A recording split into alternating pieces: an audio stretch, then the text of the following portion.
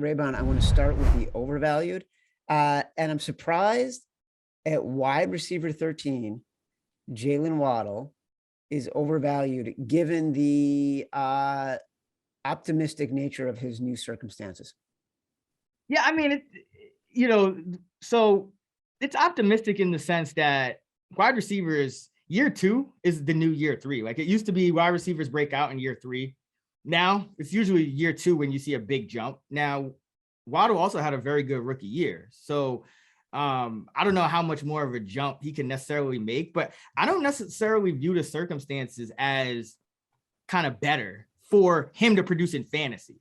Last year, he had 140 targets, 104 catches. Now Tyreek Hill is there.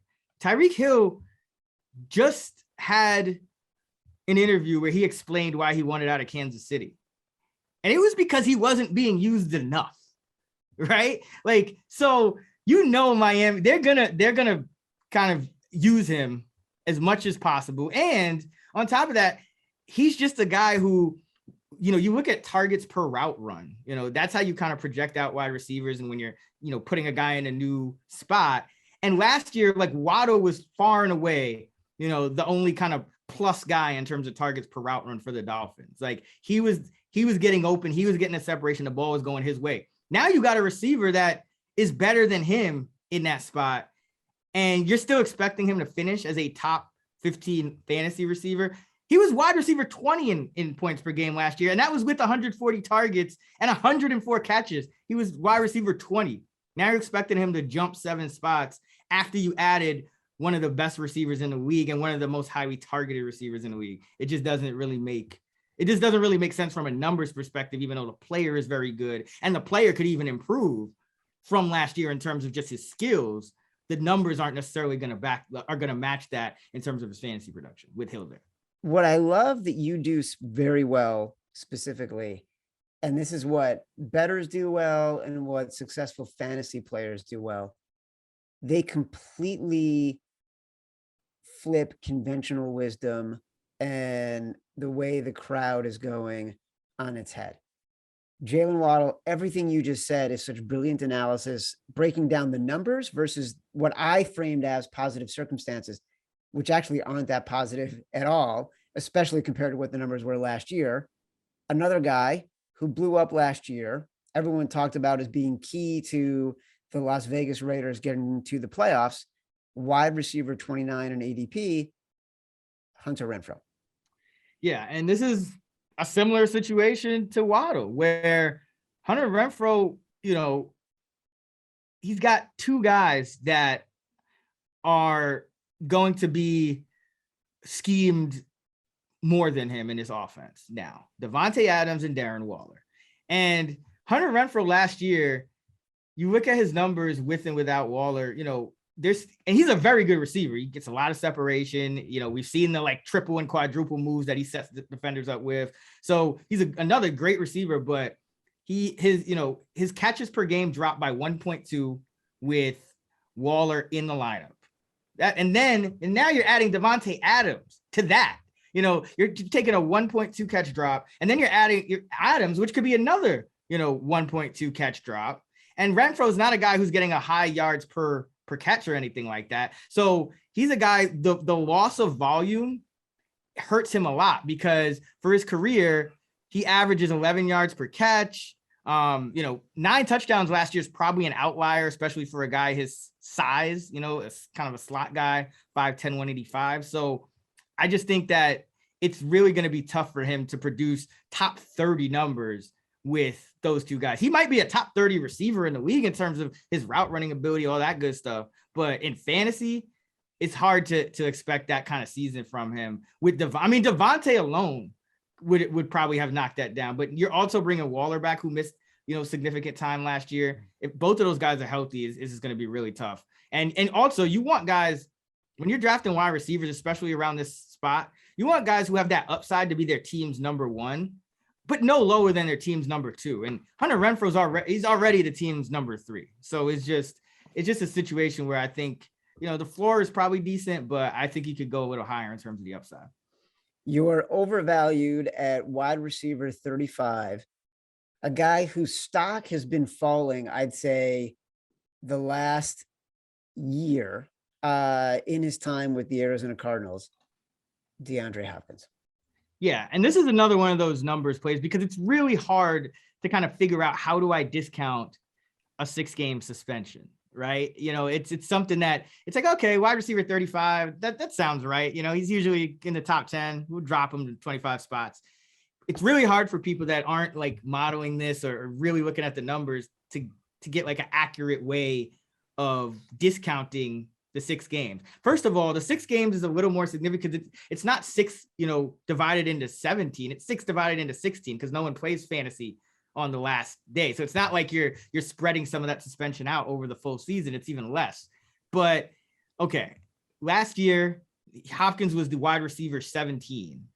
And, so he's already dropping in terms of points per game. He's already dropping from his heyday. Now you've added Marquise Brown, Zach Ertz will be there. Rondale Moore's entering year 2. So you still got competition for targets. So you look at wide receiver 17, I scored 193 points. He's going to miss 37.5% of the season, guaranteed. Could miss more because wide receivers tend to miss, 1 or 2 games with injury. Hopkins actually missed more than that last year, but let's just go off that 62.5%, which is 6 into 16, which is 10 into 16, the amount of games we expect him to play. You take that from the wide receiver 17 points last year, which is 193, and you take 62.5% of that, and you get 120 points. That would equal the wide receiver 45. So that's just some rough back of the envelope math to tell you that he's still going about 10 spots too high. He's been discounted, but not enough. So I don't think he should be drafted, in the top 48, because I think you'd ideally want him as your 5th wide receiver, because I think that 4th wide receiver, if you're in a league that starts 3 and a flex, that 4th wide receiver, you're going to need that 4th wide receiver in your flex spot. You're going to need that 4th wide receiver for buys. Like, you don't want to just throw away even that 4th spot for a guy who's going to miss at least 38% of the season before accounting for injury. Simon, before you transition to undervalued receivers, Raybon, you just did the math on 10 games into a 16-game season. How does that change with a 17-game season? Well, no, that's why I'm doing it for 16, because no one plays fantasy in the last week of the season. Right. So yeah, and so now you're taking a guaranteed 6 out of 16 games, which is 37.5%. And then usually, when I'm projecting, Sean does this as well. We usually project a receiver to miss anywhere, from, 3 to 5, maybe 7%, 3 to 7% of their game. So you're usually projecting them to play, like to miss a game essentially, which is, like 6%, I believe it is. So I'm not even counting that, which would knock him down even further. So for your wide receivers, you got on the rise. I really like these, and we'll start off with the highest one. ADP wide receiver 10 from Mike Evans. Can't get no respect. Mike Evans. You think that's too low or too high? Yeah, I think that's too low. But and it's because Mike Evans is like the highest floor receiver pretty much in fantasy. I mean, I think he should be going like 7th. Like I would take him above, like CeeDee Lamb is going 7th. I would take him above CeeDee Lamb, 1,000 yards or more every season. And he's had 8 seasons already. So that's pretty and that's with Gronk. Amazing. That's right. With Gronkowski with Brady. Like no Gronk right now with Brady. Yeah, we don't, and no AB, so there's still, there's room to grow, but he's done this every year, regardless of the quarterback, regardless of the circumstances. He's had 1,000+ yards every season, which also means he stays healthy. That's another big thing. Like, he's a big guy. He's built, he's thick. He can stay healthy. He's proven it so far. So that's, that's an added bonus, but not only has he put up, 1,000 yards in all 8 of his pro seasons, he's had at least 13 touchdown receptions in each of his 2 years with Tom Brady. So it's like you have a high floor and a high ceiling. And like you said, if Gronk doesn't come back, maybe even if he does, because you're going from, Brown to Russell Gage. Chris Godwin probably misses some time at the beginning of the year. There's room to grow in terms of the target share for a very talented guy. So love the floor ceiling combo for Mike Evans. And I see another guy you're high on going right now, average draft position, wide receiver 39. Robert Woods, our guy, back off, pretty major injury, but he's had plenty of time to rehab. I love where you're coming from in this angle. He's getting drafted way too late. Wide receiver 39. Can't get no respect, Robert Woods. Yeah, and listen, I get, it's still early. I expect him to start creeping up, but I've been kind of keeping tabs on him because I'm very interested, because I think he will be a value if he's going at a spot like this as long as he's healthy. And I've been, watching some videos out of camp, and I mean, he's cutting hard, he's catching some passes. He looks good. Like he doesn't and this is, let me kind of contrast this with a guy like Michael Thomas, another guy coming off injury. He hasn't played in a while. Michael Thomas still hasn't been practicing. Like we have no idea when he's going to be back, if he's going to be good to go for training camp, if he's not. Chris Godwin, another guy, like he's not back. Like Robert Woods is out here and he's moving around. He's looking good. And again, what did I say about the wide receiver, when you get out of the top 25 or so and into that 30, 40 range, you're looking for guys who can be like a number one. And Robert Woods, if he's healthy, it's a very high likelihood that he's the Titans' number one receiver over Treylon Burks, who's had some struggles in camp, who's a rookie. I think Woods comes in here and is the number one, and he's had between 11.4 and 13.9 half PPR points per game over the last 5 seasons. That puts him between wide receiver 9 and wide receiver 25. And that's with, last year, for example, 12.5 half PPR points per game. That was with Cooper Kupp going off. That wasn't as the number one option there. So I know Tennessee throws a lot less, but he's going to get the same opportunity as AJ Brown in terms of, the routes being on the field and, potentially the targets if he's healthy, which it looks like he is. So yeah, I think he's going to be a steal at wide receiver 39. And the last one here, wide receiver 46, Christian Kirk, going very late. And you like him way above that position, don't you? Yeah, so it's just a bet on the fact that it's just a smart gamble, I guess you could say, at that point in the draft. Wide receiver 46, you're essentially getting him as a low end number 4 receiver for another guy who could be, I would say he's the most likely guy to be Jacksonville's number 1 receiver, Simon. And you talked earlier, you kind of implied Trevor Lawrence might take a step forward, right? And I think he can only go up from what he did last year. We know he has talent.